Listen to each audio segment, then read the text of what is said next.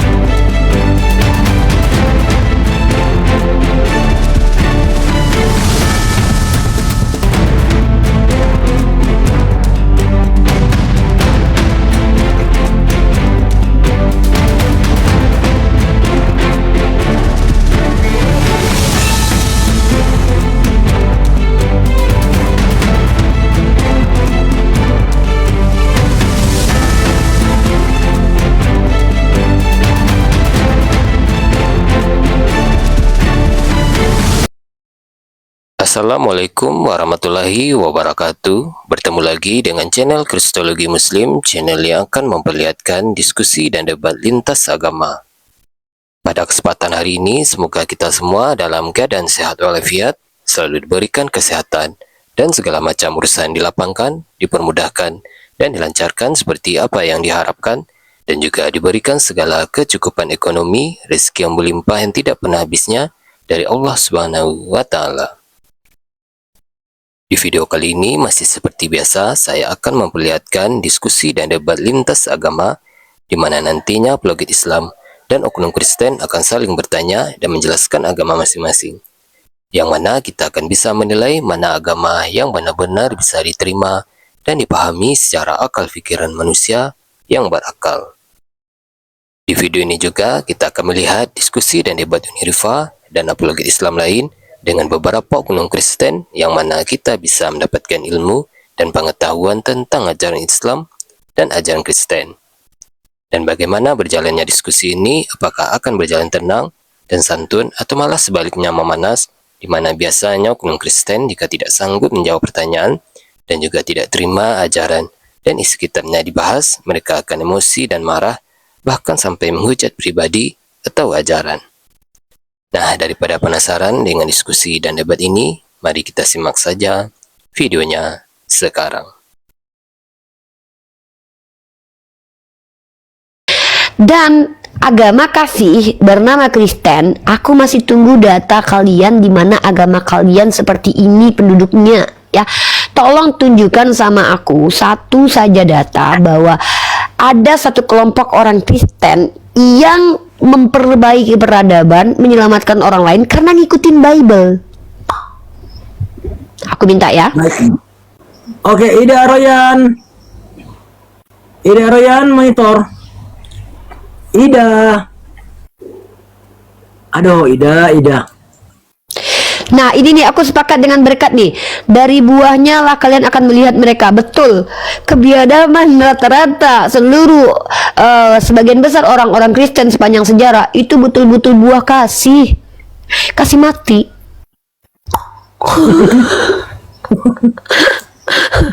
Kasih banget. Kasih mati. Bahkan orang Yahudi sampai ke hari ini kalau tanya Arab, apa dia orang bilang? Yahudi kata, the Muslim Arabic is first cousin. Orang Islam di Arab adalah sepupu sekali kami. Gara-gara itulah kebohongan orang-orang Albania menyelamatkan kaum Yahudi. Iya, jadi orang Albania itu berdusta dalam 3 hal menyelamatkan orang Yahudi. Kristen ngakunya tidak boleh berdusta tapi malah membunuh 6 juta jiwa Yahudi. Keren banget agama kita Islam ya.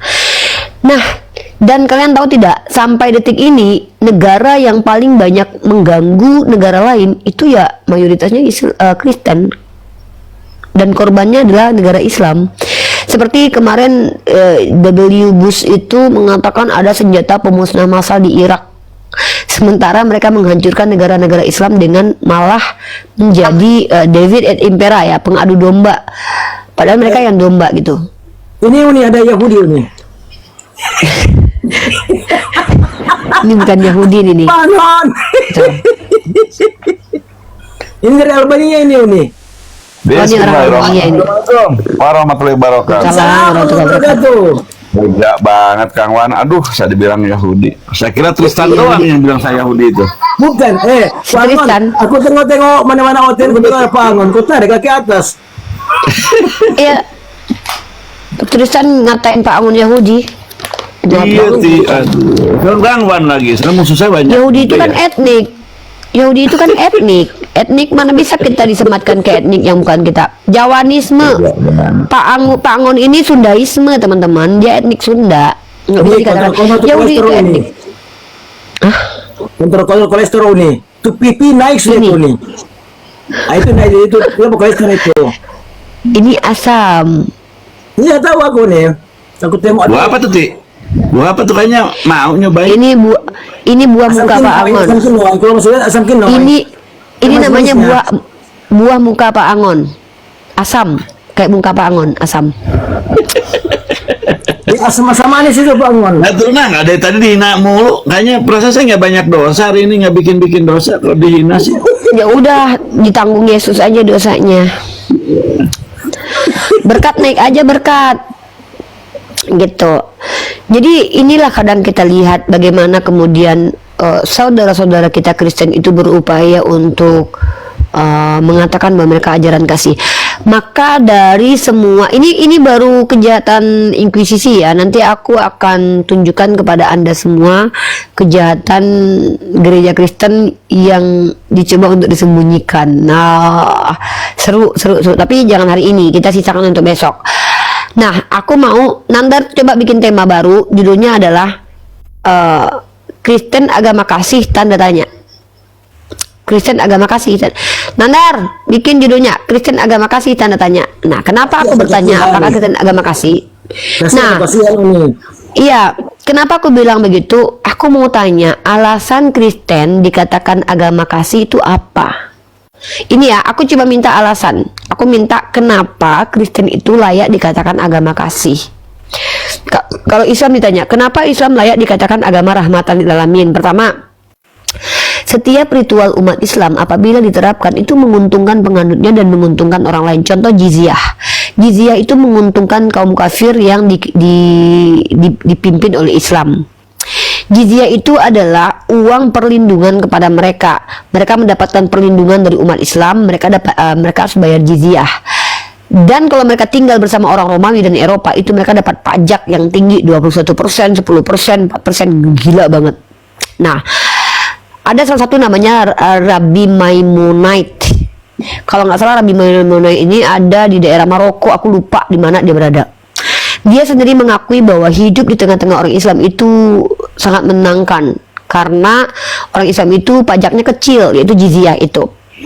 Satu lagi teman-teman ya, apabila agama Islam diterapkan oleh penganutnya, maka yang berkembang itu adalah ilmu, bukan pencabulan, bukan pembunuhan, pembantaian, tapi adalah ilmu. Itu terjadi di Islam. Itu ada namanya masa-masa Golden Age atau masa-masa keemasan Islam.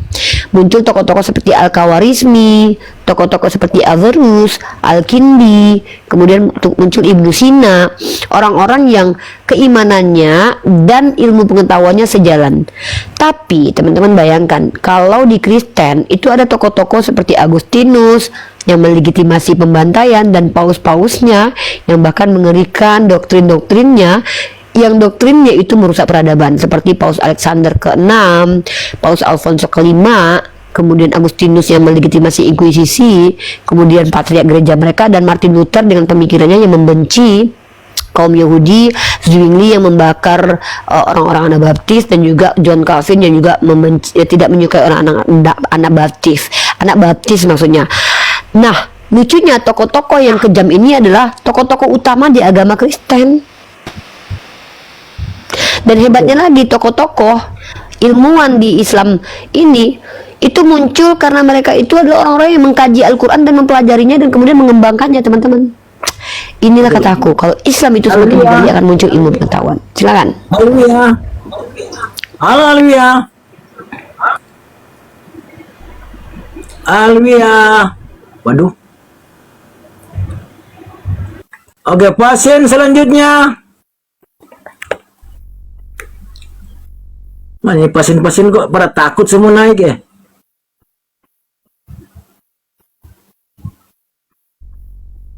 Waduh. Pertanyaan gini, Ti, untuk antum nih. Teruskan. Boleh lagi nih ya.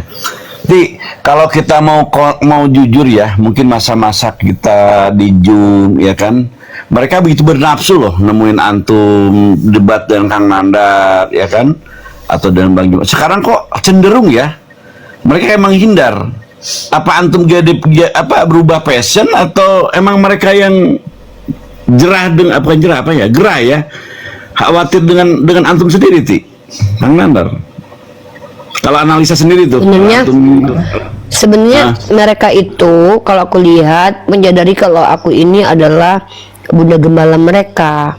Jadi mereka tuh nggak mau digembalain sama aku karena mereka itu sebenarnya bukan domba tapi serigala berbulu domba. Jadi mereka takut kalau ketemu sama bunda gembala, mereka dipecut nih sama aku. Sama satu lagi, mereka takut karena akhir-akhir ini sudah dapat satu gelar si mahasiswi. Jadi mereka Paling sarjana. Begitu Pangon. Loh kok gak tahu sih?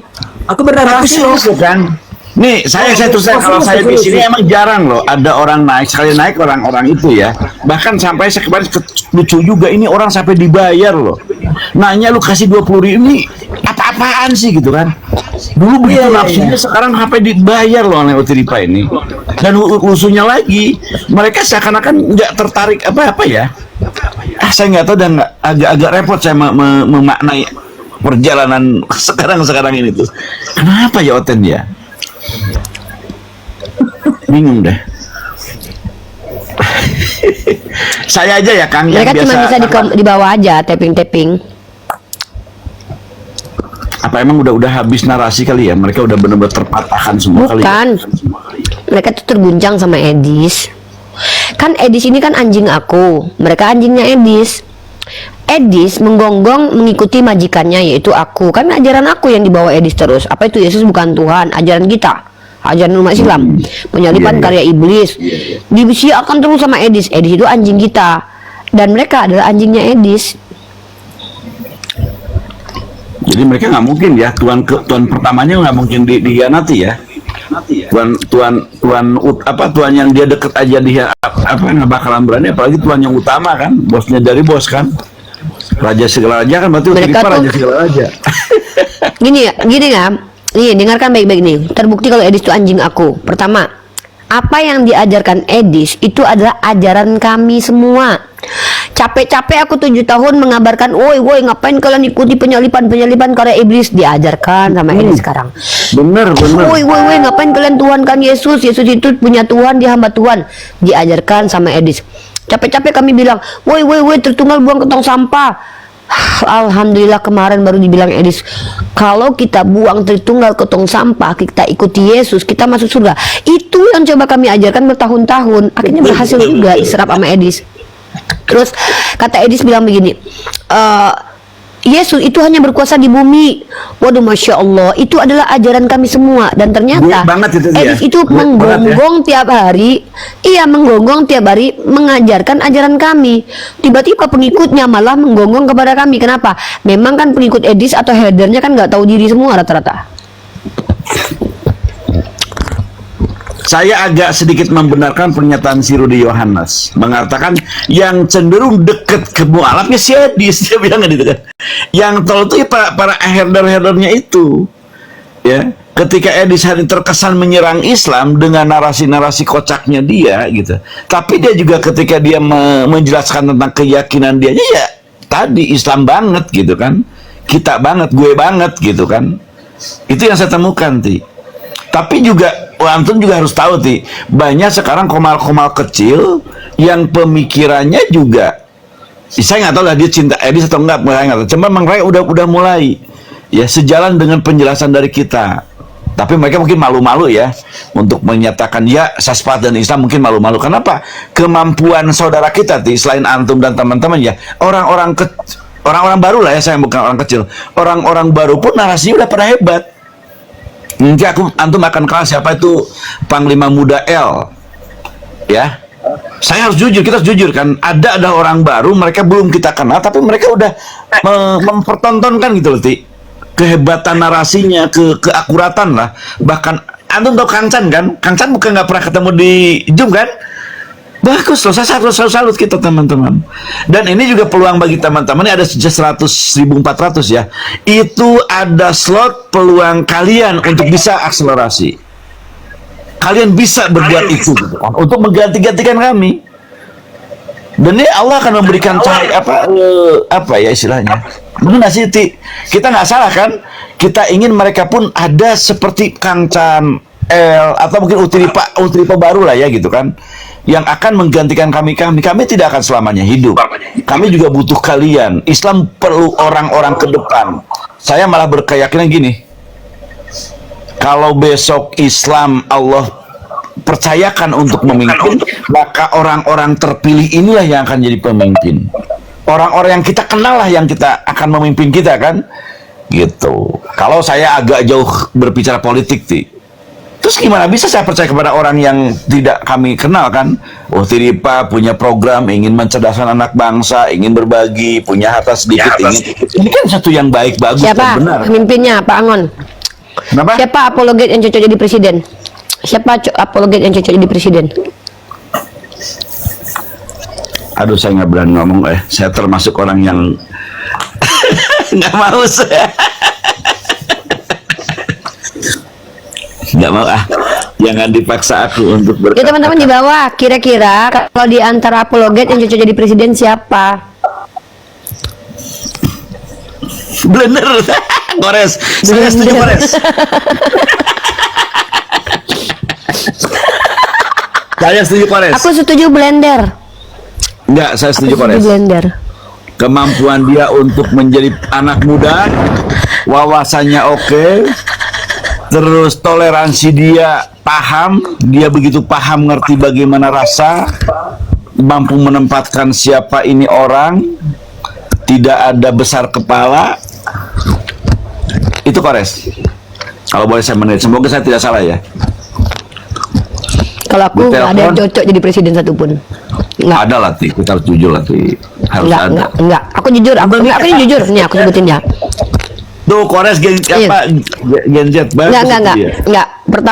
Pertama mereka tidak cocok jadi presiden, karena kalau presiden itu mereka harus merangkul semua agama, dan cenderung mereka tidak boleh mendebat pandangan keyakinan orang lain, dan mereka nggak cocok semua jadi presiden, karena mereka nggak mungkin ketika jadi presiden Yesus bukan Tuhan. Siapa? Jangan ucapkan ya. salam Natal, nggak boleh. Repot ya. Nggak cocok. Yang cocok jadi presiden itu adalah orang-orang yang dia itu betul-betul bisa meletakkan dirinya pada tempatnya. Nggak mungkin Kores itu bisa meletakkan dirinya sebagai orang yang non apologet. Dia apologet itu nggak mungkin. Kalau buat aku tuh ya itu hal yang mustahil apologet jadi presiden. Antum salah juga Yang saya dengar Kores itu termasuk orang yang lu jual gue beli gitu kan. Ketika orang yang ini dia jalan kayak antum sama nggak kan, antum cocok. lemah lembut satu sisi. Tapi ketika antum diserang, antum keluar macannya. Kalau jadi presiden itu tidak cocok. Kenapa? Karena mereka sudah terbiasa untuk membuktikan kesalahan agama lain, sementara mereka harus memimpin. Nah, kecenderungan mereka itu subjektif itu sudah ada bibitnya dari sekarang. Iya sih. Ketika kita jadi apologet, kita itu sudah subjektif, teman-teman. Nggak mungkin.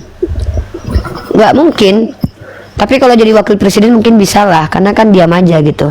Jangan menteri agama juga, jangan. Menteri agama bisa kacau. Bisa dibubarkan pengajian dan pengajian. Gereja-gereja bisa dibubarkan. Tapi Enggak lah. tetap teman-teman Kalau ya. Menteri Agama. Kalau Justru jadi Kores sebenarnya- yang nggak mungkin membubarkan gereja, Pak Ngon. Kalau si Kores jadi presiden, bakalan dibantuin gereja dibangun. Orang dia cari tempat debat kok. Pasti Iya, disuruh dia benar. bayarin orang Islam, kumpulin duit kalian, bangunin gereja. Nggak mungkin ya, dengar ya.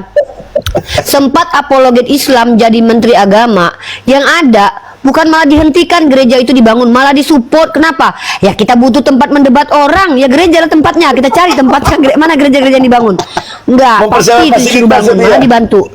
harus ada fasilitas untuk melanjutkan habitnya ya.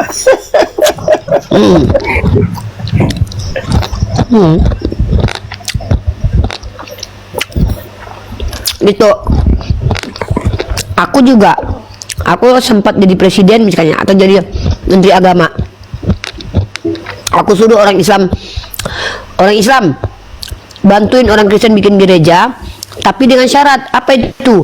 Kasih satu tempat di mana para apologet boleh duduk bertanya sama pendeta. Wah, Gil gawat katanya kan. tuh. Hancur.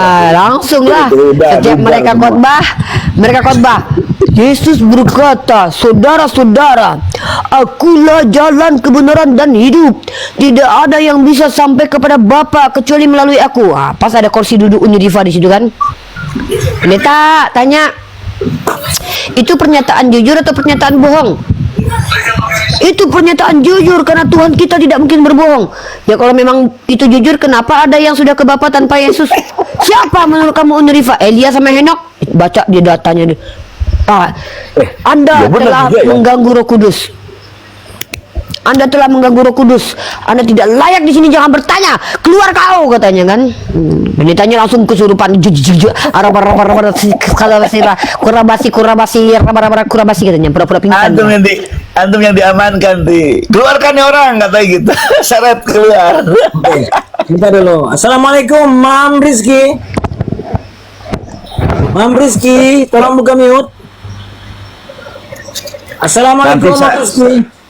Nanti saya akan mengeksplor tentang ini sikoh kepercayaan umat kepada kita. Bismillah ya, semoga saya juga ini nggak salah karena mungkin banyak juga yang terkecewakan. Saya ingin mereka percaya bahwa anda kalian adalah orang-orang yang kemudian akan dititipkan harta rakyat, harta negara, harta umat untuk kalian bisa pergunakan semaksimal mungkin. Karena hari negara, khususnya kalau saya bicara politik, sedang mempertahankan kebangkutannya. Maka orang-orang terkenal yang kemudian mengajak kita untuk menggunakan harta yang benar, insya Allah akan orang-orang terkenal. Mas, ada ini Kang Wan, ada tamu Kang Wan, disapa dulu. Udah. Teruskan. Orang tuh bener-bener ya. Teman-teman naik aja nggak apa-apa, sok nanya nih. Utiri Pak, telanjang di sini. Permalukan dia sok. Saya suka loh kalau lihat kalian ada kemudian mempermalukan ini tuh, saya suka loh. Karena dari sana itu orang-orang pintar tuh keluar ilmunya, Baik, Sani. Halo, Sani. Halo, Assalamualaikum. Halo, Sani. Halo, Assalamualaikum. Sani, suaramu Sani. Ya. Aduh, Sani. Ya, Sani ini gereja atau masjid ini? masjid saya. Salam. Assalamualaikum. Ya, Sani ada yang mau sampaikan? Saya mau bertanya, boleh kah? Aduh, suaramu Sani. Cabut aja headsetnya, cabut.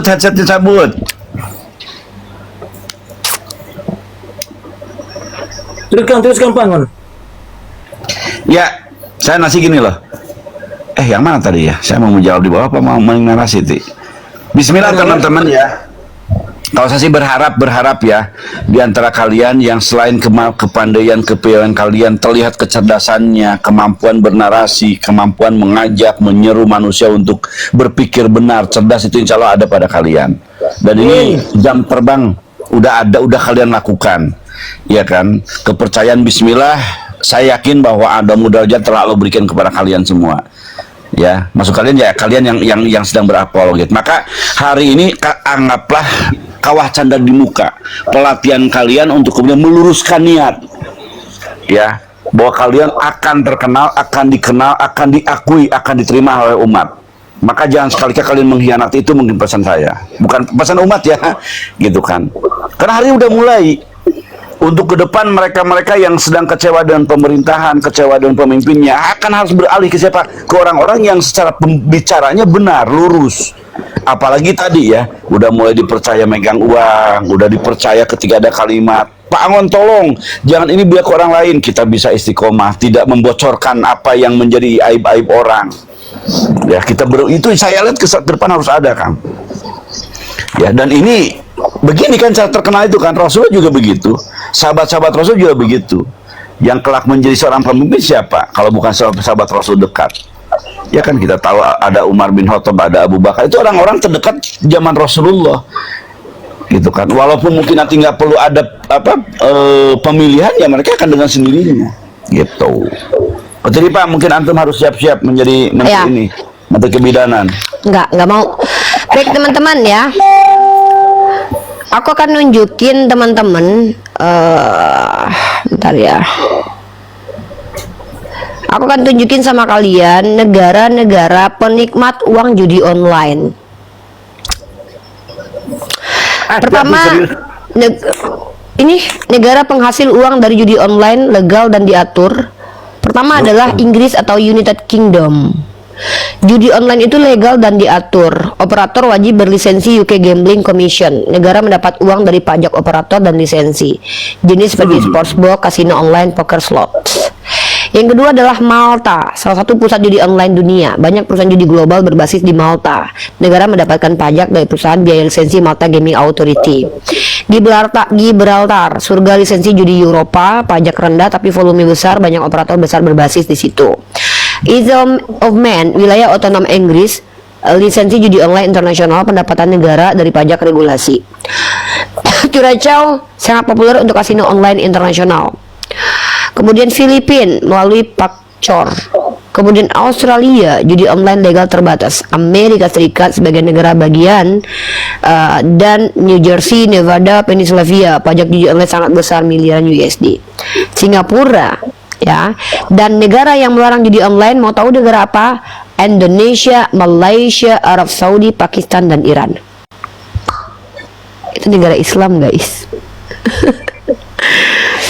Tuh, jadi kalau anak-anak Teos ini ya karena sudah ditebus ya, berjudi bukan sesuatu yang berdosa, guys. Beda. Itu Dan ini kalian boleh cek. Konsumnya itu orang walaupun negara luar, boleh orang luar negara ya konsumennya atau pengikutnya, atau hanya di dalam internet negara? Ini negara-negara yang mendapatkan keuntungan dari judi online, itu poinnya. Sama seperti dulu gereja Anglikan mendapat keuntungan dari perdagangan budak transatlantik. Sekali lagi aku ulangi, negara-negara yang melarang judi online, negara tersebut menurut ChatGPT adalah Indonesia, Malaysia, Arab Saudi, Pakistan, dan Iran. Islam semua ya? Islam benar-benar menolak ya? Oh yes. Allahu Akbar. Mercon naik, mercon. Kamu lihat tadi ngawur mulu. Naik sini, Kang Wan, taikin Kang Wan, orang-orang yang di bawah ngecabrak mulu. Naik sini. Sudah dijambak. Oke, lagi-lagi aku fakta-fakta ChatGPT ya teman-teman ya, fakta-fakta ChatGPT. Aku klik di ChatGPT, negara yang menghasilkan uang dari miras atau alkohol. Yang pertama adalah negara Inggris. Miras legal luas, negara mendapatkan excise duty atau pajak cukai, VAT, apa itu aku nggak ngerti. Alkohol adalah salah satu sumber pajak rutin negara. Mabok.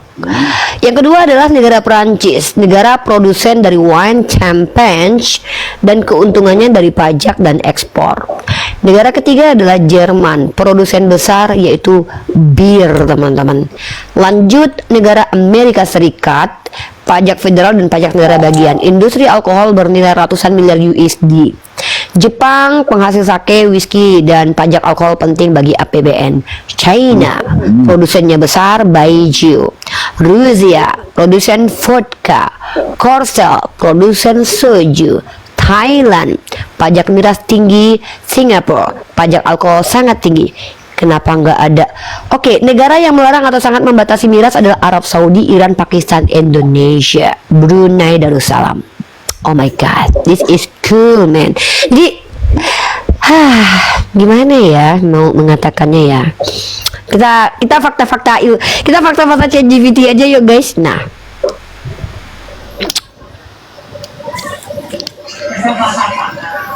prostitusi. ya bentar kita cari Yang satu-satu. dilegalkan oleh negara. Itu dah. gimana? Pakai suara ini bagus. Nah iya Hah? benar. Enggak, Suara. kadang pakai suara tuh terganggu dia Bang Wan, terganggu dia. Aku bacain aja. Ya, nanti teman-teman boleh ikutin kok. Nanti teman-teman boleh ikutin aku dan klik di ChatGPT kalian negara-negara mana yang mendapat keuntungan dari kejahatan manusia, dan kalian akan kaget melihatnya dan kalian akan tahu bahwa ini di negara ini ada ini. Oke, kita baca teman-teman. Oke, mungkin kalian ingin baca, mungkin kalian lihat sendiri ya, teman-teman lihat sendiri ya. Oke, lihat sendiri. Negara yang paling diuntungkan industri pornografi. Negara pertama adalah dari penjualan bokep adalah Amerika Serikat, peringkat number 1. Produksi film porno terbesar California, Florida, dan Nevada. Platform globalnya Pornhub. Jangan dilihat teman-teman ya, nggak boleh. Kedua adalah Belanda. Pornografi legal dan dilindungi hukum. Oh my god. Ya. Jerman, pornografi legal dan diatur. Republik Ceko, salah satu pusat produksi porno Eropa. Jepang, industri adult video sangat besar. Kanada, Inggris, Prancis. Cara negara mendapat keuntungan dengan pajak perusahaan dan individu, langganan iklan dan digital, hosting server, data, teknologi pembayaran, ekspor konten digital. Negara yang melarang total pornografi adalah Arab Saudi, Iran, Pakistan, Brunei, dan Indonesia. Resmi dilarang. Fix. Itu negara-negara majority Islam. Kenapa Malaysia tak masuk ya? Tapi Malaysia tak masuk juga loh yang.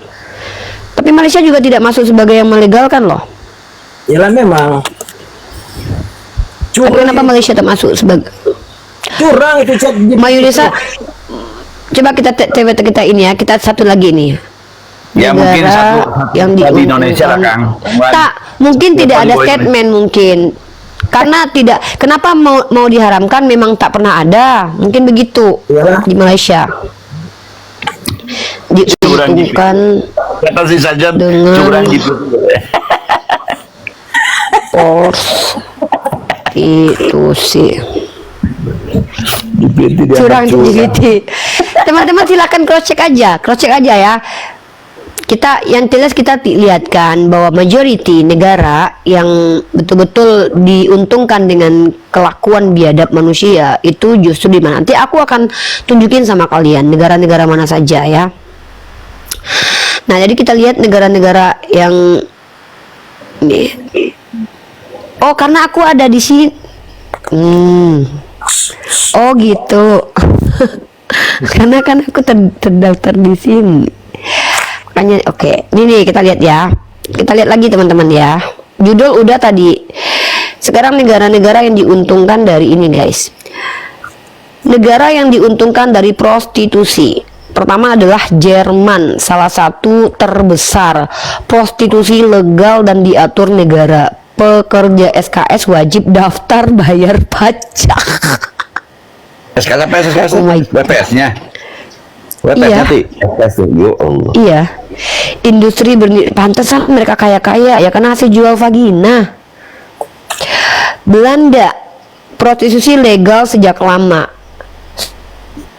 Swiss, prostitusi legal dan terkontrol. Austria, legal dengan sistem izin. Republik Ceko, legal secara praktik. Thailand, secara hukum legal tapi ditoleransi. Filipina, mirip Thailand.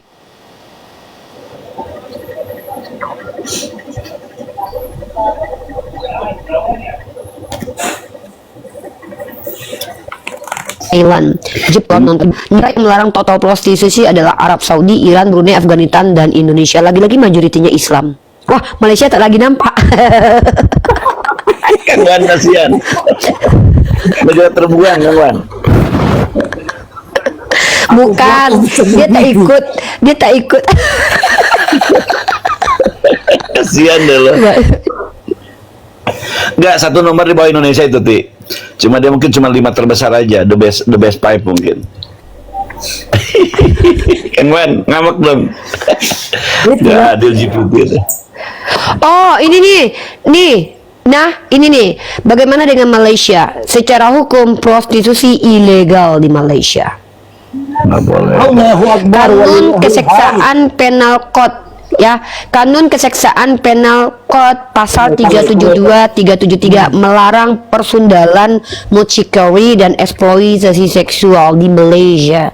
Ada undang-undang syariat untuk muslim, zina, persundalan, kesalahan jenayah syariat. Negara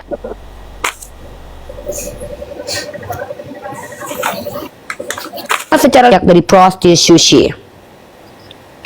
Tuh. Oke, jadi Malaysia itu tak dimasukkan, tak tahulah karena apa kan, tapi setelah aku cek ternyata tidak ada. Oke, sekarang kita tambah lagi nih. Negara yang Ini pasti ya agama mayoritas menentukan itu ya. Menentukan kebijakan presidennya itu ya. Ya Kang Wan ya. Barangkali bang. Iyalah, pasti agama mayoritas Malaysia, menentukan itu. wallahu a'lam bishawab. Malaysia ini bang 55% Islam. Jumlah Ya Islam kan, Malaysia itu 55%. Oke, sekarang pertanyaan aku agak ekstrim dan hampir ChatGPT menolak untuk menjawab, tetapi tetap dia menjawab ya. Dan kalian akan kaget juga teman-teman ya. Duh, ini juga kaget teman-teman ya. Ya, oke. Emang Sorry nanya apa, teman-teman, Antum? ini betul-betul sangat Emang mengejutkan. nanya apaan tuh?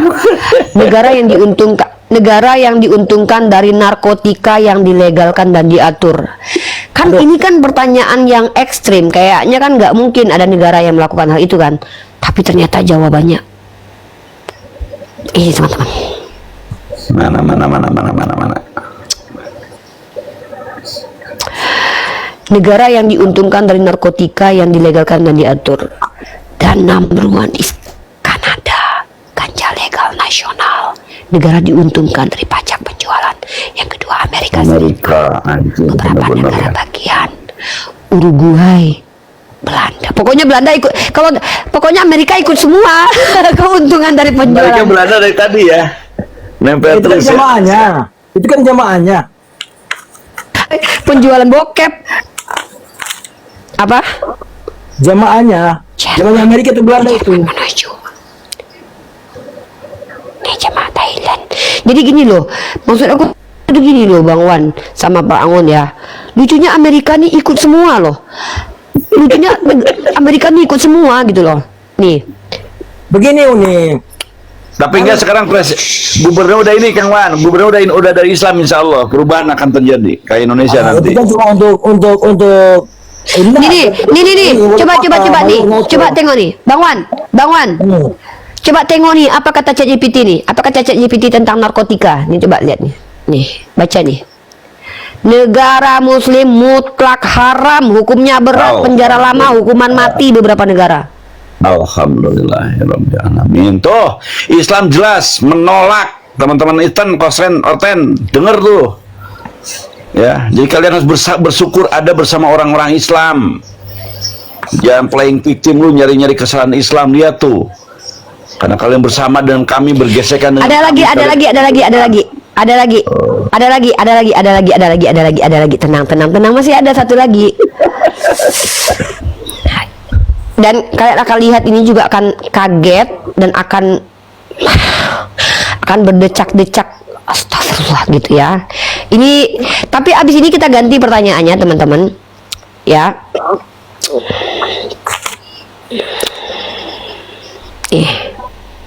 Oke, kita lihat.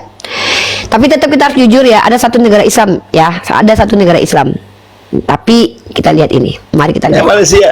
Malaysia apa satu Malaysia? Bukan. Jangan sebut-sebut ya. Bukan. Nih. Penjualan senjata. Negara yang diuntungkan dari penjualan senjata. Lagi-lagi Amerika Serikat jual bokep dia, jual orang dia, jual senjata dia, jual tua dia, jual narkoba dia. Emang dia menjawab. Bebas gitu. Yang kedua adalah Rusia. Yang ketiga adalah China. Yang selanjut adalah Prancis. Yang kemudian adalah Inggris. Ini negara-negara anak Theo semua yang agama kasih semua nih. Malah hidupnya dari penjual senjata. Jerman, Italia, Israel. Nah ini nih satu-satunya nih. Turki ternyata yang jual adalah drone Bayraktar, senjata modern harga menengah, pasar berkembang pesat. Korsel. Nah, cara dia mendapat untung adalah dengan ekspor senjata, kontrak pemeliharaan suku cadang, alih teknologi berbayar, pengaruh politik. Ya Turki satu. Ya, aduh, Pak. Pak presidennya itu, siapa presidennya kah? Siapa presidennya itu lupa lagi. Erdogan, aduh. Erdogan. Tapi memang negara Islam harus ada yang bisa jual senjata loh, karena jual senjatanya kepada sesama Islam aja, jangan kepada OTAN. Kita hanya menciptakan ini pengon drone bersenjata. Nih, baik kita ganti pertanyaannya teman-teman ya, nih denger ya, nih. Ini termasuk amoral nggak sih, Ti? Kalau kayak gini, Ti? Iya ya. Menjual senjata, prostitusi amoral kan maksudnya ya? Kejahatan-kejahatan itu kan? Menjual senjata itu tergantung. Kalau dia menjual senjata, memang dia yang ciptakan konflik lalu dia jual senjata seperti yang dilakukan oleh ada negara itu gitu ya, itu biadab. Ya itu biadab. Nah, oh my god, ini juga adalah ini kan ada yang mulai naik nggak kira-kira ya? nih ya, ini kita lagi nih. Peringkat negara dengan konsumsi pornografi.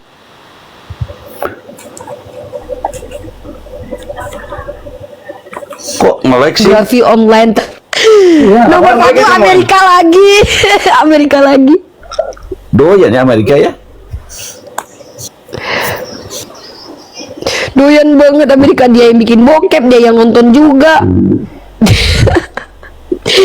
Dengar teman-teman ya, nomor satu peringkat nonton bokep di seluruh dunia adalah Amerika nomor satu, Inggris nomor dua, Jepang nomor tiga, Prancis nomor empat, Meksiko, Jerman, Kanada, Brazil, Filipina, Italia. Gila teman-teman. Islam nggak ada bagus sebetulnya Islam ya. Data ini biasanya dihitung berdasarkan trafik yang tercatat oleh situs tertentu. Ya amplop, gila. Gokil, yang bikin dia, yang menikmati hasil penjualannya memang dia. Iya, Ti, masuk akal Ti. Yang doyan seblak itu yang bikin seblak lah. Yang bikin seblak itu yang bikin seblak kan. Cenderung gitu kan makanan kan. Saya suka seblak, ya udah saya jadi produksi seblak karena saya suka seblak. Jadi mereka doyan, ya udah mereka bikin filmnya. Anjing bener. Kok bisa-bisanya gitu ya? Ngeri banget teman-teman. Contoh seblak tuh contoh akan Amerika doyan itu maka Ya dia bikin ampun, lagi-lagi. Ya ampun lagi-lagi nih ya. Ini aku tunjukin lagi nih teman-teman, lagi-lagi. Aku cuma tunjukin GPT aja nih. Nanti bagus tuh Ti, si Ren Sinaga tuh. Pemerkosaan sama jenis. Ini baca. Nih. Sama jenis nanti negara-negara dengan tingkat pembunbunan tertinggi per 100 orang. Pertama El Salvador, kedua Jamaika, kemudian Lesotho, kemudian Honduras, Belize, Venezuela, Saint Vincent and the Grenadines, South Africa, Saint Kitts and Nevis, Bahamas. Waduh, negara-negara OTAN.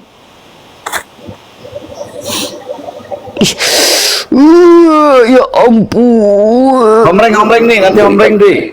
Sesama Oke. Sebentar. Oke, Yusuf. Kayaknya oten kayaknya. Sorry bang, aku muslim. Tangannya kepeset Roh Kudus. Sorry ya. Silakan. Lanjut lagi ya. Waduh. Seluruh ditonton sendiri. Selamat. Ini baca ya. Baca dulu lah, kamu sendiri ketawa ya, kami nggak tahu. Mana. Negara yang melegalkan lagi bete, legal penuh hubungan dan perlindungan hukum, dilindungi hukum. Negara-negaranya mana aja teman-teman? Amerika lagi. Karena ada Amerika lagi. Amerika tuh juara 3 terus. Amerika lagi. Terus jangan gerak, jangan gerak. Karena ada Amerika, Inggris, Prancis, Jerman, Belanda, Belgia, Spanyol, Portugal, Swedia, Norwegia, Finland, Denmark, Islandia, Australia, Selandia Baru, Jepang, Thailand. Aduh, mak. Dan negara yang melegalkan pernikahan sesama jenis, Belanda, Kanada, Amerika lagi. Jerman, Prancis, Spanyol, Argentina, Brazil, negara Meksiko, NATO ya, Chili, kan, ya? Kolombia, Afrika Jangan. Selatan, Australia, Selandia Baru. Ya Penguasa NATO berarti, penguasa NATO tuh. Allah, ya Allah, Negara NATO ya yang ada di PBB itu Allah.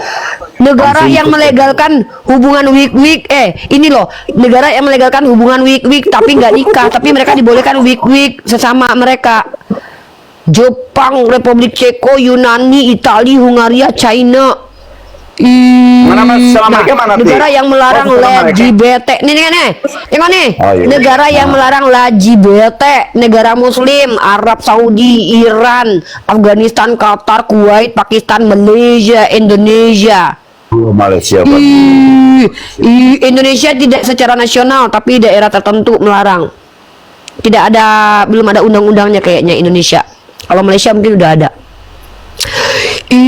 Pokoknya kok topnya semua tuh anak-anak dewa semua ya teman-teman ya. Makin seru kita angkat lagi yuk. Ini ya. Ini kira-kira gini nyadar nggak sih Oten ya? Betapa Oke, ada request teman-teman dari salah satu penonton aku di YouTube. Mereka minta aku untuk tunjukin daerah terpaling banyak penyakit HIV. Oh ya, betul. Efek itu betul. Oh my god, guys, no way.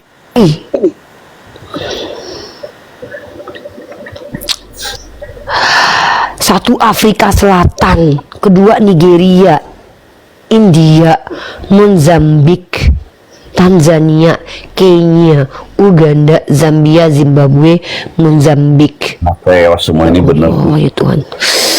Aduh, anak-anak Teos, gimana ini kelakuan kalian? Kok kalian kayak gitu? Coba, kita ganti, ya.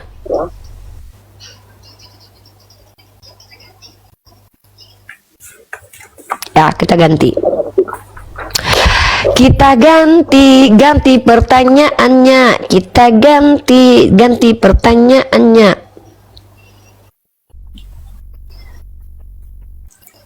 Oke.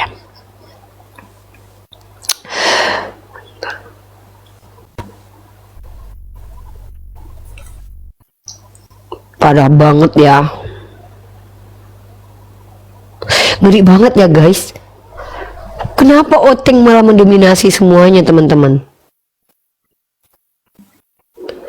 Perut aku jadi bunyi guys.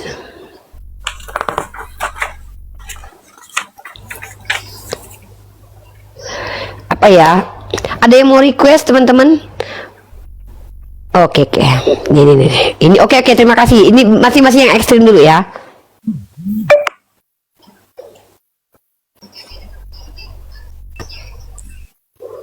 Waduh. Carilah uni. Gokil ya. Ranking.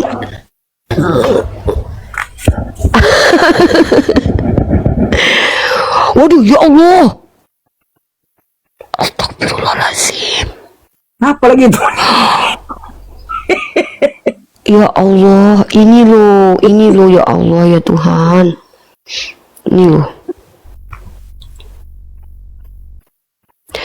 Negara dengan kasus pelecehan anak terbanyak. Gila, Amerika ini loh. Aduh, Amerika mulu nih. Saya ini pesan boleh. Tunggu Nanti bentar, cari kita baca dulu nih. negara yang- Amerika nomor 1, Oh, iya. India nomor 2. Bentar, bangun. Brasil, Filipina, Thailand, Afrika. Aduh ya ampun. Ya Allah, Robbi, astagfirullahaladzim. Ini Ti, agak-agak nyeleneh saya. Kan dalam Islam dibolehkan berbohong dalam 3 hal. Coba cari negara yang rakyatnya penduduknya paling banyak berbohong. Ada nggak? Hasil kebohongan lah begitu. Kan ada orang Islam kan dibolehkan Itu berbohong sulit, dalam 3 hal. sulit itu untuk dideteksi. Enggak, Ada, coba cari itu pasti sulit ada. untuk Yang sulit rakyat untuk banyak dideteksi. Enggak, itu nggak bisa dideteksi secara ilmiah Pak Angon. Kenapa? Karena berbohong itu bukan perkara yang masuk ke dalam ruang lingkup yang bisa dideteksi gitu. Coba lah. Kalau dicek lah pembunuhan itu siapa kan bisa tahu body nanti. count. Kalau penjualan Coba tuh ada. Nanti kita ketahuan. itu hal yang nggak ilmiah itu. Aku aja itu Berbohong nggak dalam 3 ilmiah. hal, kita berbohong dalam 3 hal.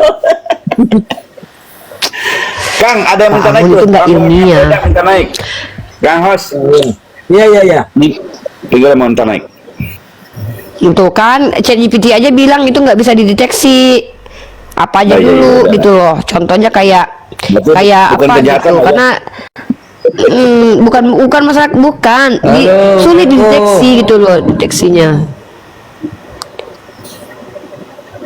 Ya, Waalaikumsalam. Agamanya bro? Cakrawala, Nggak ada suaranya. Cakrawala buka mute.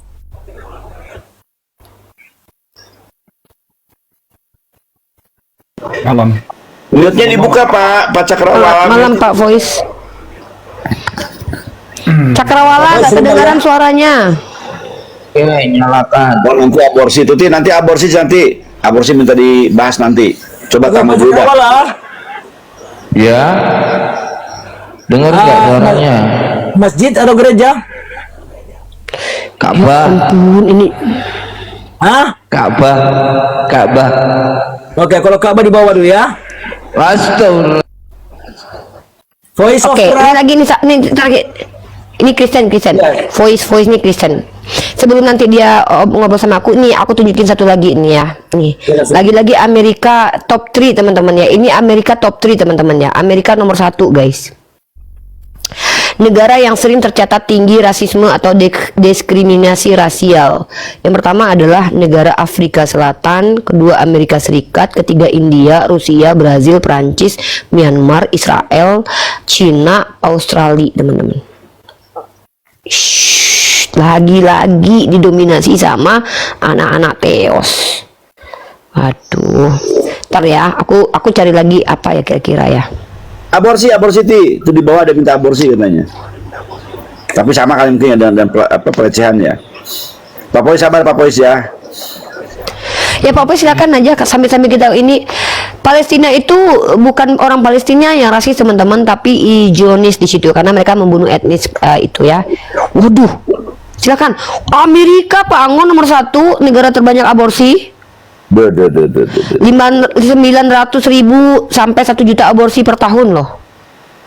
Mereka mau enaknya tapi nggak mau anaknya. Silakan Pak Pois. Ini Udah. masalah yang dibahas. Ini lagi nih. Nggak, kita lagi ngitung-ngitung ngitung-ngitung per negara. Ini nih. Negara terbanyak aborsi ya. Negara dengan jumlah aborsi terbanyak. Amerika Serikat nomor 1, Rusia nomor 2, China nomor 3, India nomor 4, Brasil nomor 5, Prancis nomor 6, 7 Jerman. Gila guys.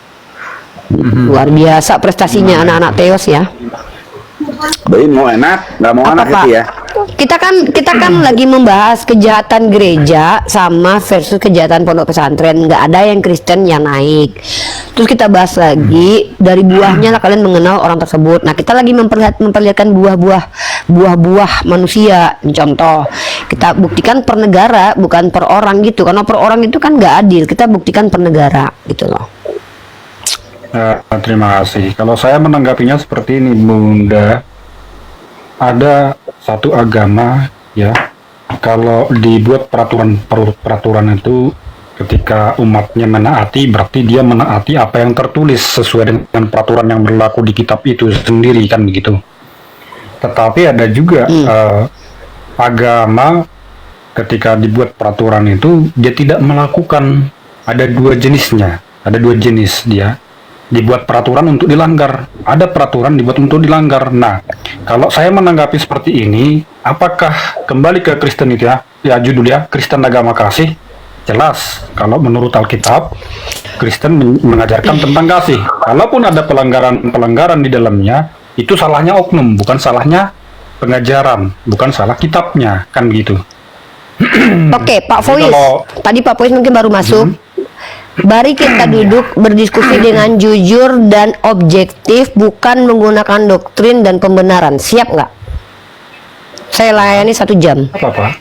Oke, Ya. tema kita adalah apakah bisa dikatakan kejahatan Kristen itu personal atau oknum, atau justru kejahatan agama? Begitu juga dengan Islam. Silakan tunjukkan satu kejahatan yang memang bisa dikatakan kejahatan agama, bukan kejahatan oknum. Ya, aku tunggu datanya dari Pak Fois sebagai pembanding. Oke, Pak Fois kalau mengatakan kejahatan personal atau oknum, coba sebutkan apa perbedaan kejahatan oknum dan kejahatan agama. Berikan ciri-cirinya. Nanti aku ikuti cara berpikirnya. Nanti naikin akun gue satu lagi karena HP ini mau dicas. Ya, gue mau naik satu lagi. Oke, Sebentar Pak sebelum Fois saya ya, biar aku jawab. punya 2 akun.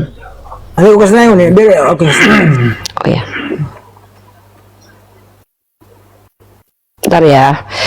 Kita definisi dulu. Kita tidak perlu harus berputar-putar dulu. Kita definisi dulu. Jangan-jangan takutnya definisi kita berbeda nanti. Bentar. Bentar ya. Wah, signal aku jelek banget nih. Teman-teman kekristenan, mungkin temenin Pak Pois ya, dari kekristenan silahkan naik lagi. Biar seru nih, biar seru. Ini kayaknya seru nih kalau dibahas. Ya bantu Pak Pois, kami juga mungkin mendampingi Tulipa ya. Ngebantu recokin, maksudnya kalau saya sih ngebantu recokin ya kan ya. Kenapa Nandar nggak kebaca ya live-nya di sini ya? Bentar ya, Yonatan Nandar. Aku 1 jam ya Pak Pois ya, karena aku mau istirahat cepat, makanya ada nih kebacaan. Oke, kita buka ya.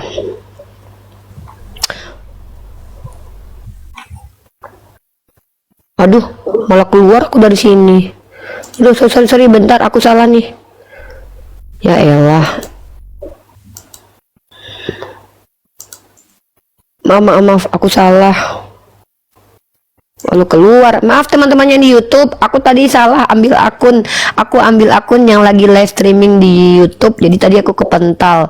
Minta maaf ya teman-teman yang di YouTube. Kita satu jam aja kita minta Pak Fois untuk jujur ya, bicara terkait tentang definisi kejahatan secara komunal, kejahatan secara non komunal ya. Nanti kita coba bahas itu. Tapi sebelumnya aku mau personal. Tunggu, aku masuk dulu pakai akun ini. HP ini mau habis baterainya, aku cas dulu. Tapi aku naik dulu. Pak Pois sebentar ya Pak Pois, izin ya, bentar. Karena Pak Pois sudah sepakat sama aku 1 jam. 1 jam aja kita bahas ini, nggak usah lama-lama, nggak usah bertele-tele, kita bentar aja. Oke, aku pindah dulu.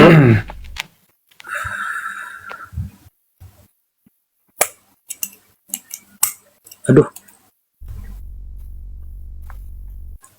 Pak Pois, udah lama Pak standby dengan kami Pak? Atau baru masuk juga? Baru. Sehingga naik? Oh baru juga, udah kalau dari tadi seru Pak. Saya udah hampir 1 jam ini bersama Bang Wan. Aku lihat dari tadi dia security. Iyalah, siapa lagi harus mendampingi. Bang Wan, naikkan Bang Wan akun aku Nerifa 19. Oke, siap.